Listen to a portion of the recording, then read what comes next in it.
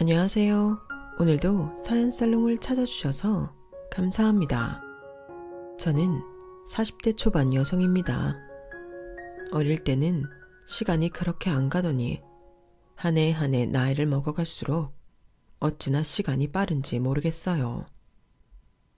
면사포를 걷어내는 남편의 손길에 쑥스러워하며 여러 사람들 앞에서 평생 함께할 것을 맹세하던 게 엊그제 같았는데 벌써 부록의 나이가 되었으니까요.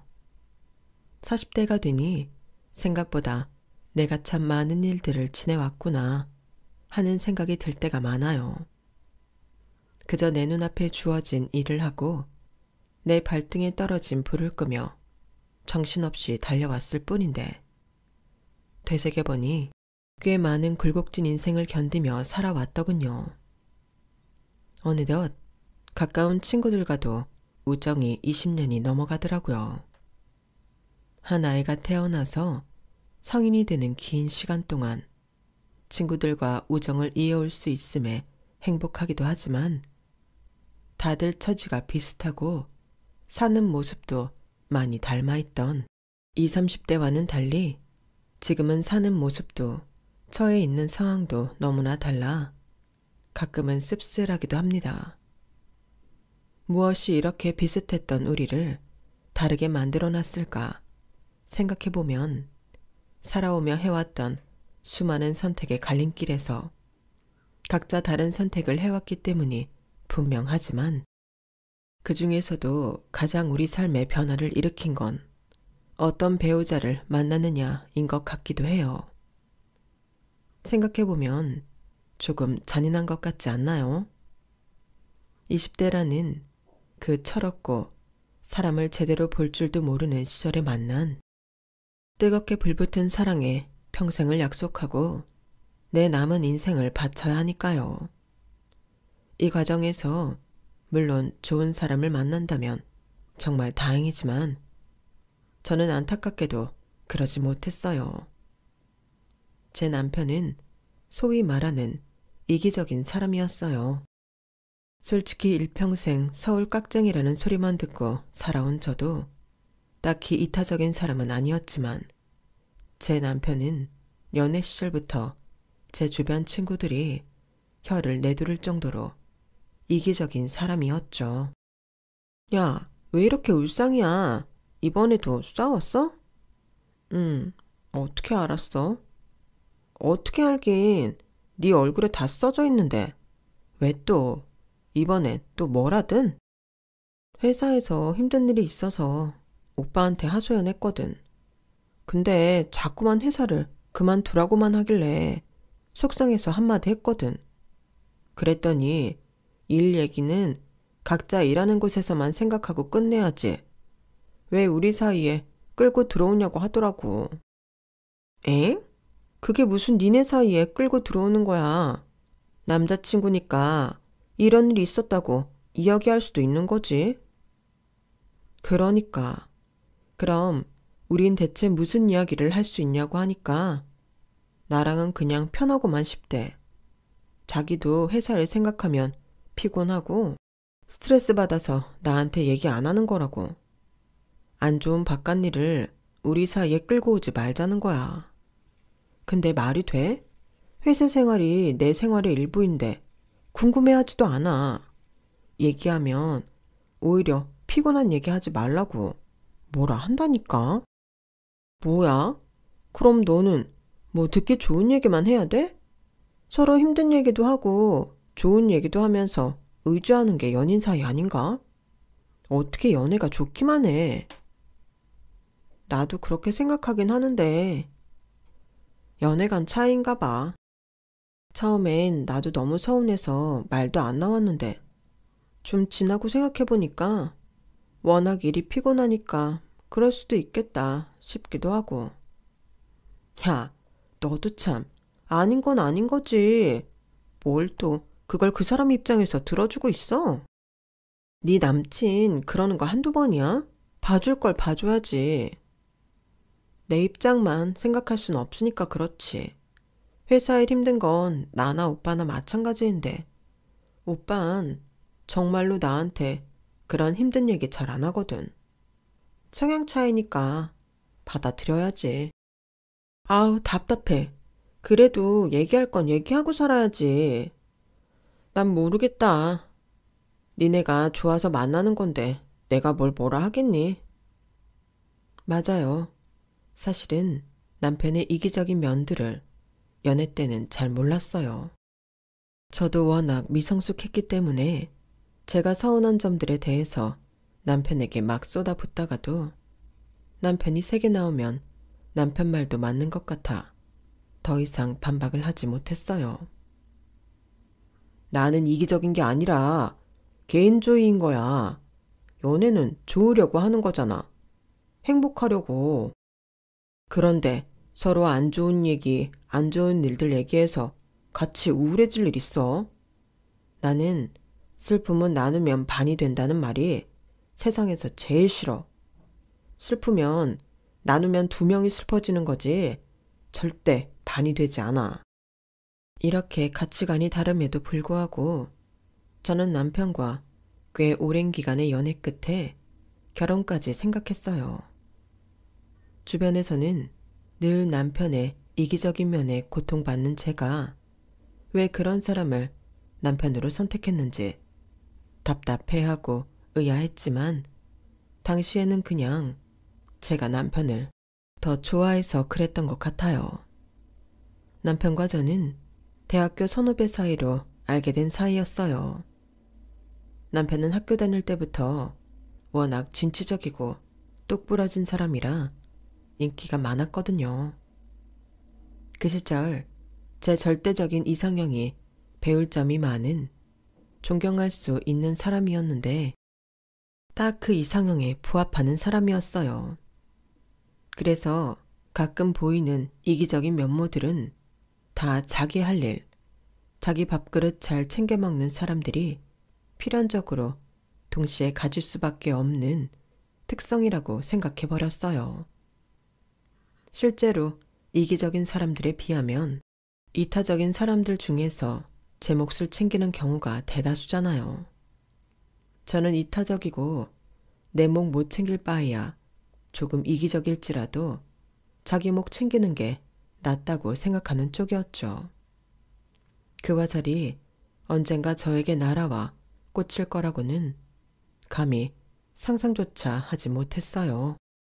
연애 때는 가끔 남편의 이기적인 모습에 화도 나고 서럽기도 하고 울기도 했지만 달라지는 건 없었어요.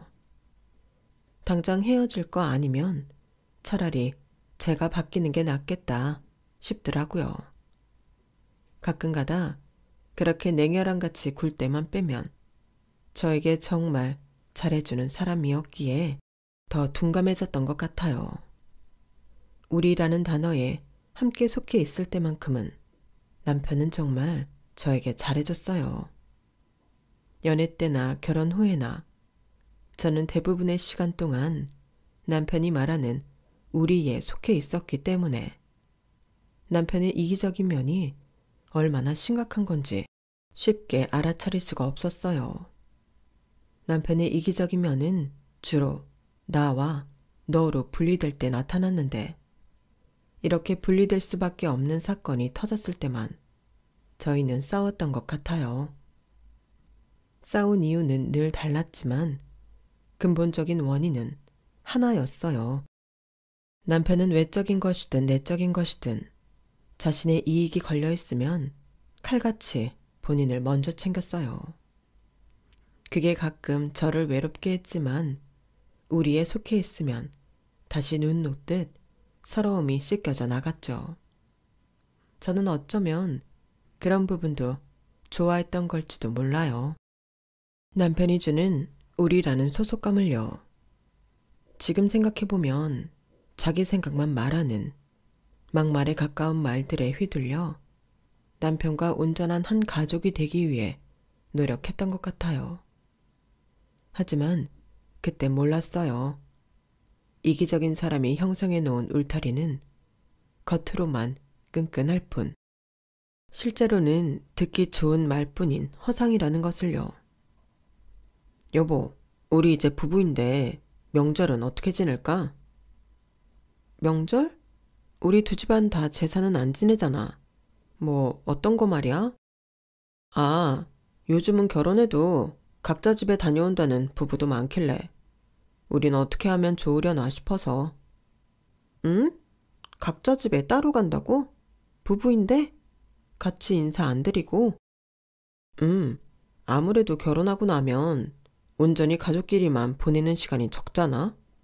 그래서 설날은 부부가 같이 시댁이랑 친정 한 번씩 방문하고 추석은 각자 집에 가서 쉬는 사람들도 많대. 우리 회사 동료도 그렇게 한다고 하더라고. 아니, 그래도 1년에 2번밖에 없는 명절인데 그렇게 보내면 우리 엄마 아빠는 당신 한 번밖에 얼굴 못 보는 거야? 남도 아니고 그렇게 안 보고 살아도 되나? 아, 결혼하면 말이 명절이 2번이지. 장인어른 장모님 생신 때 뵈야지. 어버이날 연락드리고 해야지. 생각보다 뵐 일 많다니까. 근데 꼭 명절을 둘 다 뵐 필요는 없을 것 같아서 하는 말이야. 아니, 사실 나야 상관없다지만 당신은 며느리인데 시댁에 하루라도 덜 가면 더 좋은 거 아니야? 처음 남편에게 그런 제안을 들었을 땐 너무 듣도 보도 못한 방식이라 머릿속이 새하얘지더군요. 당시 남편의 제안은 최소 20년 이상 앞선 제안들이었던 것 같아요. 요즘은 가끔 그런 젊은이들이 있다고 주워들었지만 저희 때만 하더라도 절대 그런 일은 있을 수 없는 분위기였거든요. 뭐? 그럼 추석에는 사위를 못 보는 거냐? 네, 뭐 그렇게 이야기하고 있긴 한데 엄마 아빠 생각은 어떠세요? 에휴, 내 친구 상훈이 놈은 명절에 사위랑 낚시도 하고 고기 구워 먹으면서 술도 마신대서 나도 그럴 날 머지않았다고 좋아했는데 하긴 사위 입장에선 장인어른이 불편하겠지. 이해는 되지만 서운하긴 하네. 아이고, 당신이 사위랑 친해지긴커녕 얼굴도 자주 못 보게 생겼는데 그런 말이 나와요? 네 생각은 어떠냐? 너도 시댁에 가기 싫어서 이서방이랑 그렇게 하기로 한 거야? 저야 당연히 시댁이 불편하니까 좀 덜 가면 좋긴 하죠. 근데 그렇다고 명절 중에 한 번을 아예 안 가는 건 생각도 못 하고 있었어요. 그래도 되는 건지 상상조차 못 했고요. 그래, 아무리 집안마다 분위기가 다르다지만 그 집 부모도 분명 서운할 건데 괜히 시부모님한테 찍히는 거 아니냐? 사돈 어른들이랑은 다 얘기한 거래. 그게 시부모님은 이해해 주기로 했다고 하시더라고요. 그래서 장인 어른만 설득하면 된다고. 어지간히 우리한테 눈두장 찍기 싫은가 보네. 그래, 니네 편한 대로 해라. 딸들은 결혼하면 출가 외인이라는데 내가 안 오겠다는 거 억지로 오라 해봤자 서로 즐겁겠니? 좋은 게 좋은 거지. 그래 뭐 결혼하면 우리끼리 보낼 시간이 없기는 할 텐데 우리도 너랑 오붓하게 보내는 날 하루라도 있으면 좋은 거지 뭐. 부모님께서는 씁쓸해 하면서도 이해해 주셨어요. 저도 남편의 방식이 특이하다고는 생각했지만 내심 시댁에 한 번 덜 가도 된다는 생각에 그냥 넘어갔던 것 같아요. 그런데 남편의 기행은 이게 끝이 아니었다는 게 문제였죠. 여보, 이번 주말에 같이 엄마한테 다녀오자. 응? 장모님 댁에? 왜? 아, 엄마가 요즘 몸이 자꾸 여기저기 안 좋으시다고 해서 가서 맛있는 거 사드리고 장도 좀 봐드리고 올까 봐. 몸이 안 좋으시다고? 어디가 아프신데? 병명이 뭐야? 왜 나이 들면 원래 여기저기 아프시잖아. 딱 병명이 있는 건 아니고 몸이 좀 쑤시고 체력도 많이 약해지신 것 같다고 하셔서. 아, 난 또 뭐라고. 아니, 노인들 아프다는 거 하루 이틀도 아닌데 그런 걸로 일일이 통영까지 어떻게 가. 어디 진짜 아픈 거 아니면 못 간다고 생각하고 살아야지. 아니, 내가 평일에 가자는 것도 아니고 주말에 어차피 우리 쉬는데 한번 갔다 오자는 거잖아. 그리고 꼭 병명이 있어야 찾아뵙는 거야. 몸 안 좋다고 하시는데 걱정되니까 한번 들려보는 거지. 걱정은 무슨 걱정이야. 저러다 마시겠지. 그리고 당신은 말 좀 똑바로 해. 쉬는 날 한번 갔다 오는 게 별거 아닌 것처럼 얘기하는데 일주일에 겨우 이틀 쉬는 거 장모님 뵈러 통영까지 갔다 오면 그게 쉬는 거야? 쉬는 날 다 날리는 거지? 뭐야, 그럼 진짜 안 가겠다고? 당신 쉬는 시간 뺏기기 싫어서? 아니, 진짜 어디가 안 좋아서 병원을 모시고 가야 되는 거면 가지. 통영이 어디 옆 동네 이름도 아니고 왔다 갔다 하는데 몇 시간인데 장모님 안 뵙고 왕복만 해도 진이 다 빠질 것 같은데 장모님 몸 좀 쑤신다고 꼭 가야겠어? 거길? 아니, 요새 내 친구들 어머니들도 갑작스럽게 돌아가시고 좀 걱정이 돼서 그래. 당신이야 시댁이 경기도에 있으니 자주 들락날락 할 수 있지만 난 아니잖아. 이렇게 가끔 엄마가 신호 줄 때만이라도 가서 어떻게 지내고 계신지 돌봐드리고 싶다고. 그래. 우리 와이프가 아주 하늘이 내린 효녀네. 그렇게 사소한 걱정인 거면 혼자 가는 건 어때? 당신도 내가 무슨 일 있을 때마다 시댁에 좀 다녀오자 하면 힘들어 하잖아. 뭐? 아니, 그거야. 시댁은 정말 가도 너무 자주 가니까 그렇지. 가깝다는 이유만으로 그렇게 시댁만 가면 어떡해? 가까이 있을 때라도 찾아뵈야지. 당신처럼 언제 무슨 일이 생겨서 부모님이랑 멀어질지도 모르는데. 내가 장모님 장인어른 댁이라서 멀다고 안 가려는 게 아니라 우리 부모님 댁이라도 멀면 자주 못 간다 이 말이야. 됐어. 그렇게 피곤하면 이번엔 나 혼자 갔다 올게. 당신한테 뭘 바란 내가 미쳤지. 여보, 왜 또 말을 그렇게 해? 나 요즘 일 많이 바쁜 거 알잖아. 장모님이 정말로 어디가 편찮으신 거면 나도 기꺼이 가지. 너무 서운해하지 마. 참, 서운해할 짓은 다 해놓고 서운해하지 말라는 말이 어이가 없더군요. 남편이 이렇게 지 컨디션 따져가며 저희 집에 하는 걸 보니 저도 그동안 가깝다고 오며 가며 시댁 챙겼던 게 솔직히 약간 후회가 됐어요. 시부모님께서 딱히 시집살이를 시키는 타입도 아니라서 머릿속으로 계산해가며 시댁에 잘하고 싶진 않았는데 남편이 먼저 그렇게 계산하는 듯한 모습을 보니 시댁에까지 애정이 확 떨어지더라고요. 게다가 시댁이야 가까우니 혼자 왔다 갔다 하는 게 힘들지 않다지만 서울에서 통영까지 혼자 왕복으로 가는 길은 멀고 외로워서 같이 가줄 법도 한데 이럴 때만큼은 꼭 자기 입장만 이야기하니 말문이 막혔어요. 야, 네 남편도 참 대단하다. 니네가 1년에 너희 어머니 댁에 몇 번이나 찾아뵙는다고. 그래 봤자 설밖에 더 가? 그러니까 나도 서운하긴 한데 안 가겠다는 사람 멱살 잡아 끌고 갈 수도 없고 그냥 이번엔 혼자 내려갔다 올까 봐. 야, 내가 이런 말 진짜 이제 안 하려고 했는데 마지막으로 할게. 솔직히 네 남편 연애 때도 그렇고 이럴 때 보면 너무 자기 생각만 하는 것 같긴 해. 세상에 어느 부부가 그렇게 네 일 내 일 하면서 선긋냐? 부부는 일심동체라는 말이 괜히 있어? 그런 일 있을 때 서로 의지하고 함께하려고 결혼하는 건데 그렇게 귀찮은 티를 팍팍 내야겠냐? 그래도 나한텐 잘해. 그게 너한테 잘하는 거야? 못하는 거지. 이제 너도 냉정하게 판단을 내릴 때도 됐어.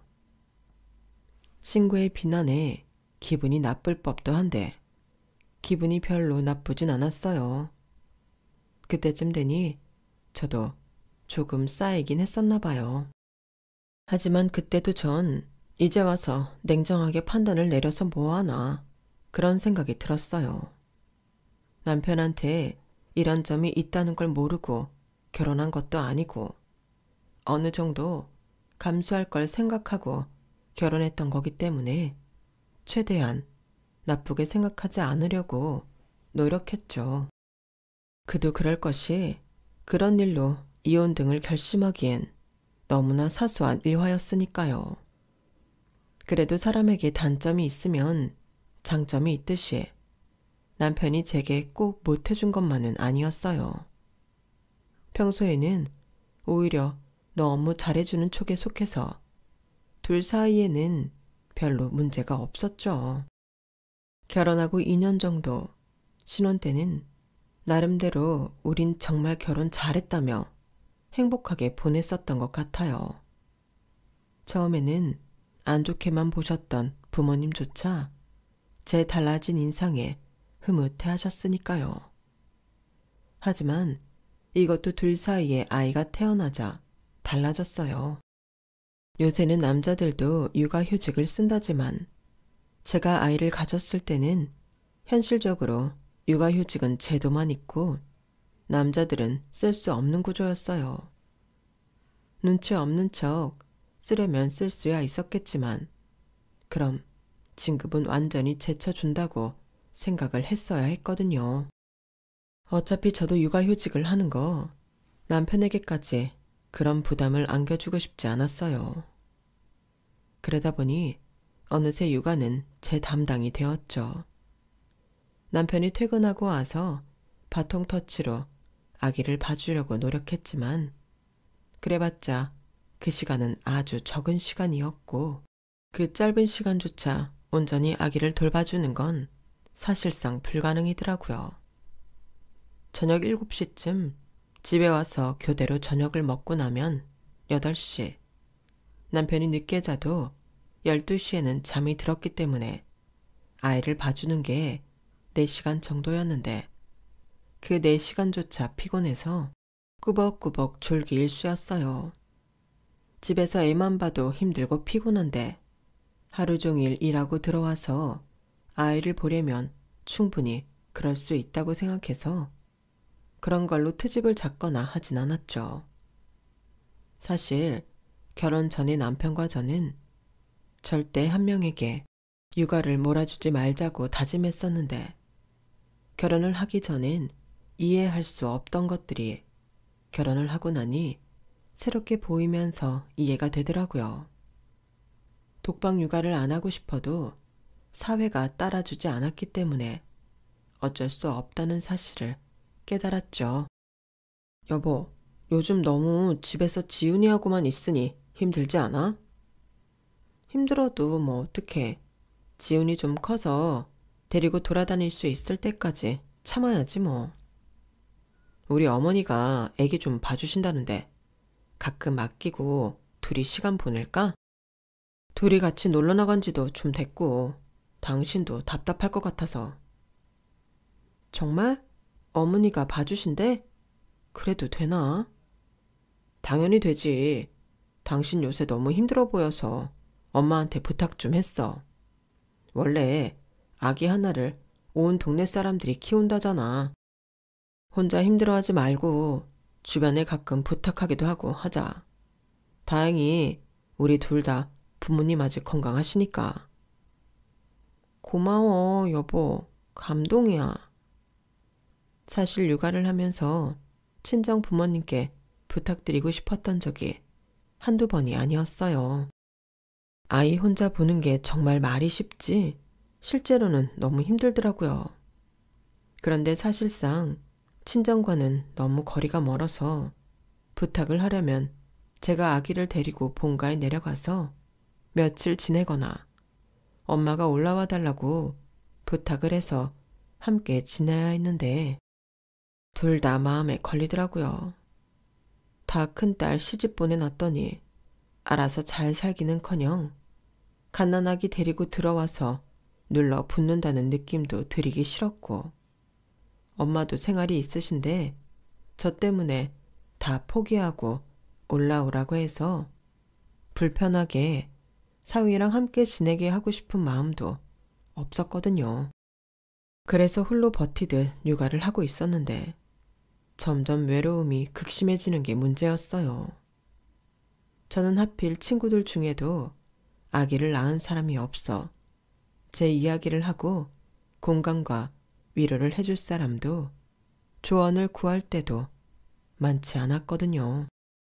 퇴근한 남편에게 일일이 제 힘든 걸 이야기할 수도 없었어요. 또 특히 그런 걸 선을 긋는 사람이라는 걸 알고 있으니 혼자 끙끙 앓는 시간이 더 길어졌죠. 그런데 남편이 제가 너무 힘들던 시기에 먼저 그런 제안을 해주니 너무 기뻤어요. 늘 제 마음을 몰라준다고만 생각했는데 그렇지 않다는 걸 확인한 것 같아 행복했던 것 같아요. 여보, 오늘 본 영화 너무 재밌다. 요새 하도 화제여서 궁금했는데 덕분에 봤네. 이쁜 곳에서 밥도 먹고 이렇게 데이트하는 게 얼마만인지. 옛날엔 이게 그렇게 행복한 건 줄 몰랐는데 진짜 너무 행복하다. 고마워. 고맙긴. 당신도 숨통 트일 시간이 필요하지. 맨날 아기하고만 있느라고 수고가 많은데 자주 못 챙겨줘서 미안해. 가끔은 이렇게 부모님께 맡기고 우리도 우리만의 시간을 좀 갖자. 나는 너무 좋지. 고마워. 그 이후로도 남편은 정말 그 약속을 지켰어요. 2주에 한 번꼴로 주말에 딸을 시댁에 맡기고 둘만의 시간을 보냈죠.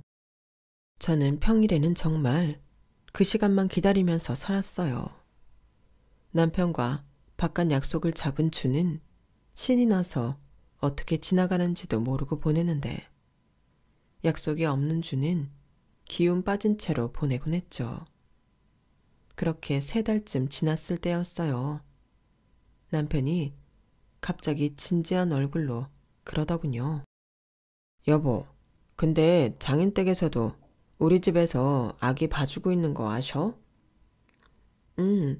가끔 그렇게 맡기고 나간다고 알고는 계시는데 왜? 얼마나 자주 봐주시는지도? 그것까지는 말씀 안 드렸어. 근데 갑자기 그건 왜? 아, 말씀 안 드렸구나. 어쩐지. 보통 시댁에서 이렇게 아기 자주 봐준다고 하면 친정에서도 신경을 좀 쓰지 않나 싶은데 영 소식이 없길래. 안 그래도 미안해 하시긴 하지. 우리 지은이 보고 싶어도 하시고. 그런데 통영에서 여기까지 오시는 게 쉽나. 지은이도 아직 어린데 내가 데리고 내려가는 것도 장난 아닐 거고. 왜? 와서 며칠 계시다 가시라 해.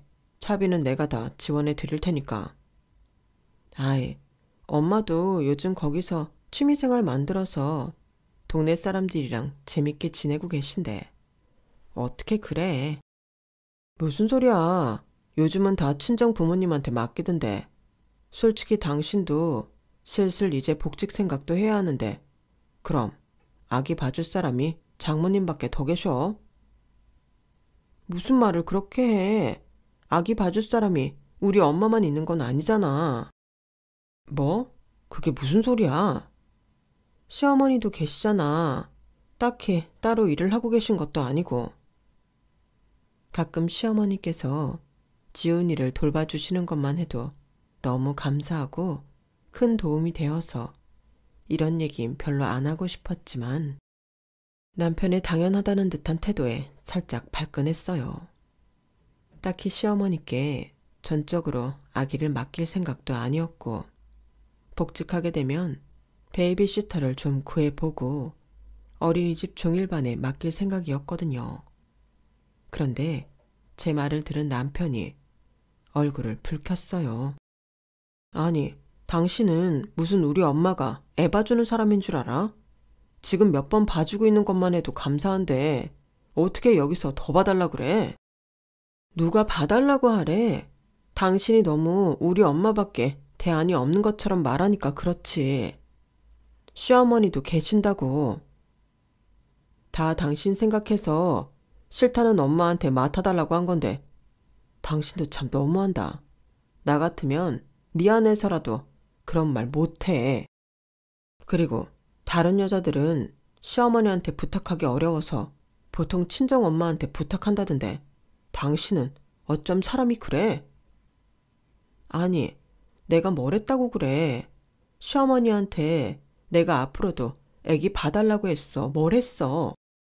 나도 가끔 주말에 하루씩 봐주시는 것만 해도 감사해서 더 맡길 생각도 없었어. 당신이 우리 엄마 걸고 넘어지니까 한 소리지. 그리고 누가 요즘 여자들이 친정 엄마한테 애 부탁하고 싶냐? 내 엄마도 고생하는데. 그리고 나는 지금 물리적인 거리 때문에 부탁 못하고 있는 거 알면서 물고 늘어지니까 답답해서 하는 말이지. 그놈의 거리. 그럼 뭐 우리 부모님은 우리랑 가까이 사시는 거 억울해서 어떡해? 뭐 통영보다 더 먼 데로 이사시켜 드리기라도 해야 하나? 멀다는 핑계로 이런저런 의무도 안 하시려고 하면 우리가 그쪽으로 이사를 가든가. 남편의 말에 어안이 벙벙해졌어요. 무슨 말인지 한 번에 이해가 되지 않아 순간 제 귀를 의심하기까지 했죠. 여보, 지금 의무라고 했어? 무슨 의무? 우리 부모님이 우리 애를 봐줘야 되는 의무가 있다는 소리야, 지금? 우리가 좋아서 낳은 아이고 우리 결정이야. 근데 우리 부모님이 왜 그런 의무를 가져야 하는데? 당신 말 진짜 이상하게 한다. 자식이 일 때문에 힘들면 손주 봐주는 게 그럼 할머니, 할아버지 의무지. 우리 엄마도 그게 부모된 도리니까 하신 거고. 이건 멀다는 핑계로 미룰 수 있는 종류가 아니야. 당신 진짜 말 이상하게 한다. 그런 식으로 생각할 거면 시댁에도 아기 맡기지 마. 내가 어떻게든 혼자 힘으로 애 키우던지 그렇게 해 볼 테니까. 저희는 그날 그야말로 대판 싸웠어요. 다 싸우고 나니 남편이 왜 그런 식으로 반응했는지 알 것도 같더군요. 한마디로 남편은 지 부모님만 고생하는 게 싫은 거였어요. 그래서 말도 안 되는 트집을 잡아가며 친정에도 아이를 맡기려고 했던 거죠. 저는 끝까지 단호하게 거절했고 그것 때문에 저희 사이는 조금 소원해졌어요. 그렇게 좋지도 싫지도 않은 부부 생활에도 그나마 귀엽고 사랑스러운 아이가 있어 유지가 됐던 것 같아요. 아무리 쫌생이 같은 남편이라도 이 아이의 아빠라는 생각을 하면 품고 갈 수 있었던 것 같아요. 남편이 믿긴 해도 아이만큼은 정말 너무 좋아했거든요. 그런 모습을 보면 또 화가 나다가도 눈 놓듯 가라앉고는 했어요. 제가 정말로 시댁의 도움도 받지 않고 홀로 고군분투하며 아이를 키우자 남편도 나중엔 제게 미안해 하더라고요. 여보, 내가 잘못 생각한 것 같아. 그래도 가끔은 맡길 수 있는 우리 집에라도 맡기자. 당신 혼자 이렇게 고생하는 거 나도 보기 싫어서 그랬어. 더 편한 가족한테 도움받으면 좋을 것 같아서. 극적인 화해 끝에 다시 그럭저럭 사이가 회복이 되는 듯 했어요. 저희가 다른 건 몰라도 결혼 기념일만은 꼭 챙겼는데 그동안 아이가 너무 어린 탓에 어딜 가진 못하고 좋은 곳에서 식사 정도 하고 끝냈었어요. 그런데 이번에 남편의 진심 어린 사과로 사이도 회복되었고 아이도 5살이 되자 남편이 이번 기념일엔 여행을 떠나자고 제안을 했어요. 그동안 지훈이 본다고 고생 많았는데 7주년은 좀 특별하게 보내야지. 당신이랑 휴양지 가서 쉬다 오면 너무 좋을 것 같아. 나야 너무 좋지. 근데 우리 지훈이는 어떡하지? 우리 부모님한테 며칠 맡기고 갔다 오지 뭐. 이번에 나 휴가 꽤 길게 낼 수 있을 것 같거든. 일주일 정도. 푹 쉬다 오자. 정말? 너무 좋아. 우리 지훈이가 너무 보고 싶겠지만 우리한테도 이런 날이 한 번은 있어야지. 남편은 6박 7일의 발리 여행 일정을 잡아줬어요. 그렇게 휴가를 떠나는 날, 정말 설레서 가슴이 터질 것 같더라고요. 남편은 막상 애를 두고 떠나는 게 마음이 아픈지 시댁에 지훈이를 맡기면서 눈물을 글썽이더군요. 뭐야, 주책은. 그래도 일주일이나 못 본다 생각하니 괜히 애틋해서. 울상 지을 땐 언제고 남편도 막상 타지를 밟으니 얼굴이 환하게 펴졌어요. 그렇게 이틀 정도 호화로운 휴가를 보내며 행복해하고 있을 때 로밍해둔 제 핸드폰에서 모르는 번호로 계속 전화가 오더라고요. 남편은 받지 말라고 했지만 이유 모를 불길함에 저는 전화를 받았어요. 네? 네, 제가 이미정인데요. 네. 네? 뭐라고요? 전화로 들려온 소식은 청천벽력 같았어요. 엄마께서 떡을 드시다가 기도가 막혀 돌아가셨다는 소식이었어요. 너무 거짓말 같은 소식에 눈물도 안 나더라고요. 장난 전화가 아닌가 생각했지만 곧바로 아빠께도 전화가 와서 현실을 깨우쳤죠. 여보, 우리 한국으로 돌아가야 할 것 같아. 왜 그래? 무슨 심각한 일이길래 이래? 우리 엄마가 돌아가셨대. 뭐? 지금 당장 가봐야 할 것 같아. 비행기 알아봐 줄 수 있어? 호텔 가서 짐 좀 챙기게. 아, 근데 이거 다 예약해 놓은 거라 돈 다 날아갈 텐데. 어떡하지? 뭘 어떡해. 이 상황에선 어쩔 수 없잖아.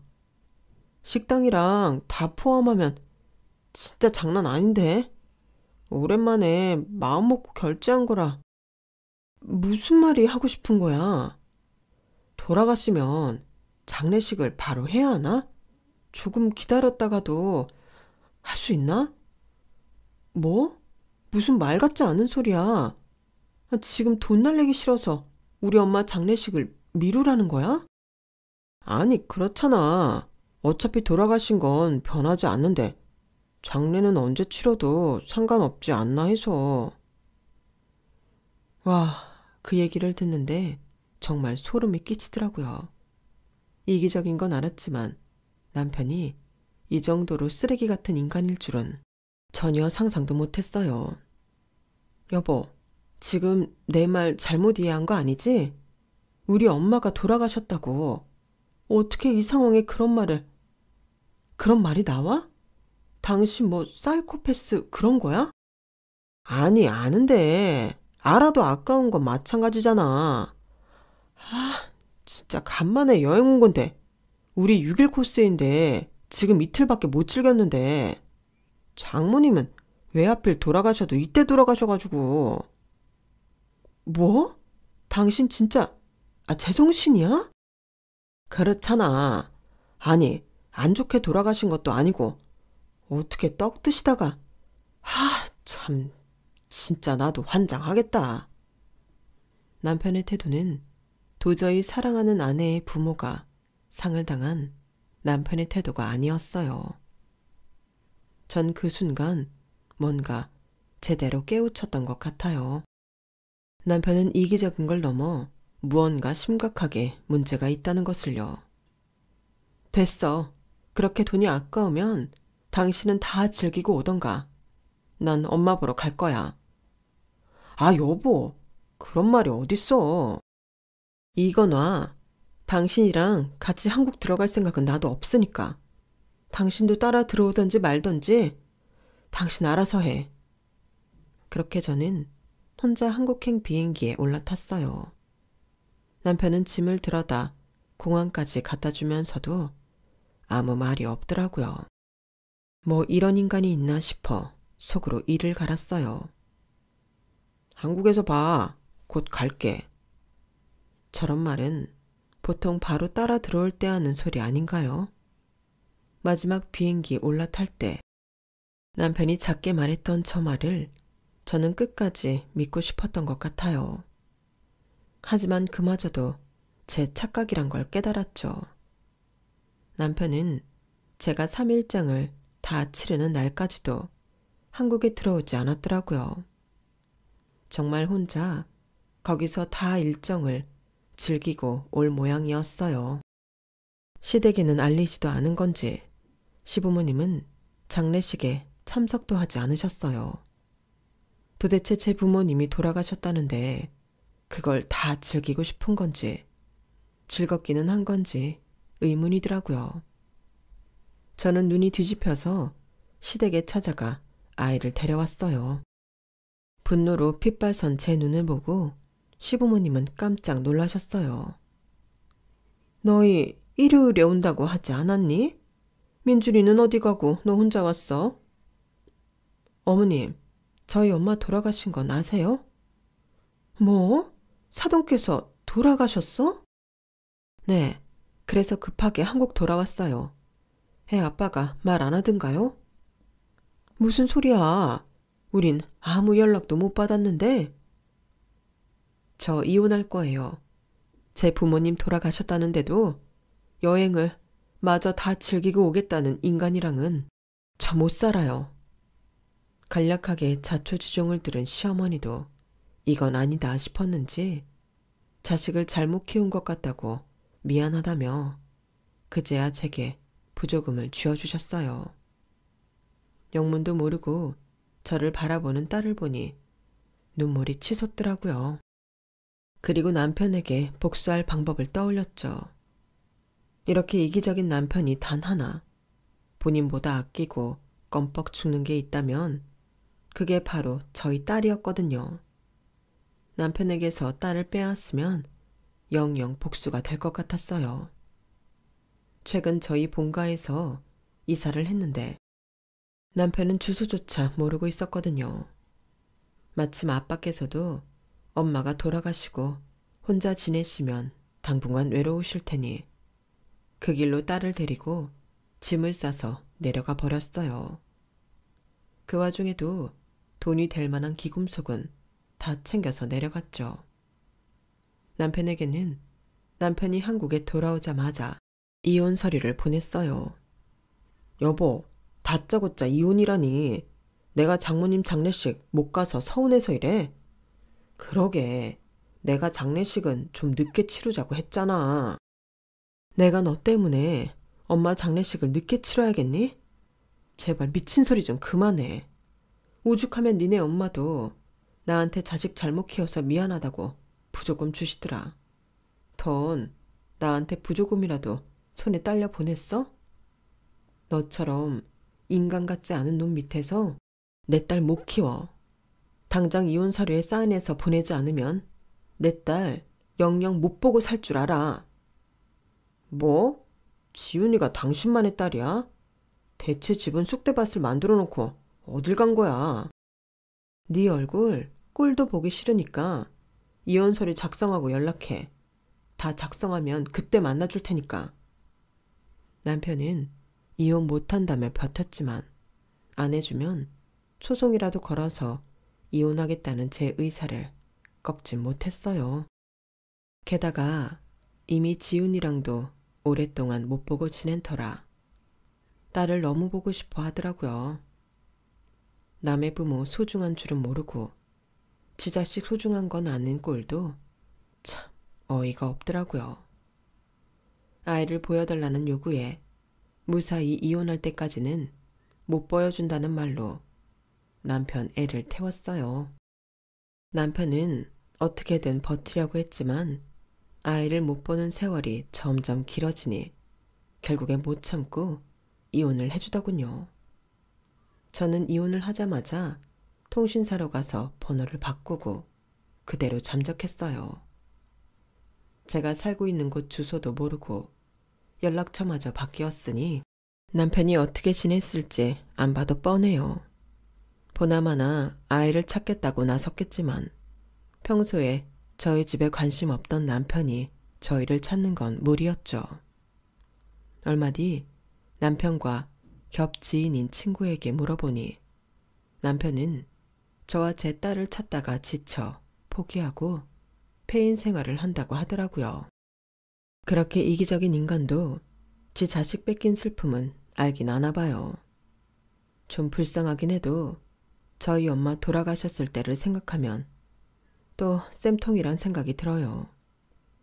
그렇게 일일이 자기 이익 챙기라고 하더니 결국 중요한 순간엔 하나도 못 챙기는 꼴이 우습네요. 이래서 사랑관계는 서로 적당히 손해본 듯하며 함께 살아가는 게 가장 좋은 것 같아요. 혹시 결혼을 앞둔 분들이 계시다면 상대방이 너무 이기적이고 본인만 생각하지는 않는지 한 번쯤 잘 생각해 보시는 게 좋은 것 같아요.